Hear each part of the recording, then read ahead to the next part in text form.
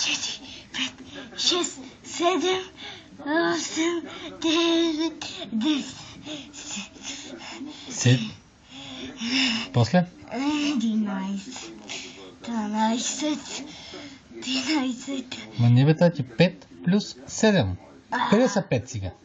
Ето ги. Така, от тия 5 още 7 да добавим. 1, 2, 3, 4, 5, 6, 7, 8, 10, 11, 12, 13, 14, 15. Как да Тогава ми добави тогава към 7, добави 5, защото е по-лесно да добави. 7, колко са 7? 1, 2, 3, 4, 5, 6, 7. И към 7 трябва да добавиш само 5. Да бъдем. Не знаеш колко е. Ще се опитам, тате. Не може само да ми се караш. Дай на човек да се опита. Айде, опитай се, айде.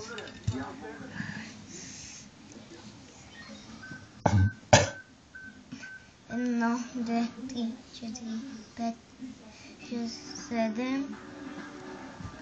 И още 5. 8. 8, 9, 10, 11. 11. Само това става. Само това. Айде и на майка ти ръцете. Айде, почваме с на майка ти ръцете. Айде, по-лесно. Къде са 7?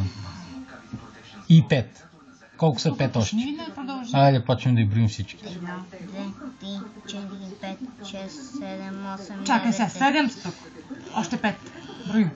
То на неговата ръка ги брои, че не му стигат. Добре, 7, сега още 5 проброи. Айде, 8, 9, 10, 11, 12, 13. Нали и аз това бях казал? Колко? Нали трябва до 5? 13 бях.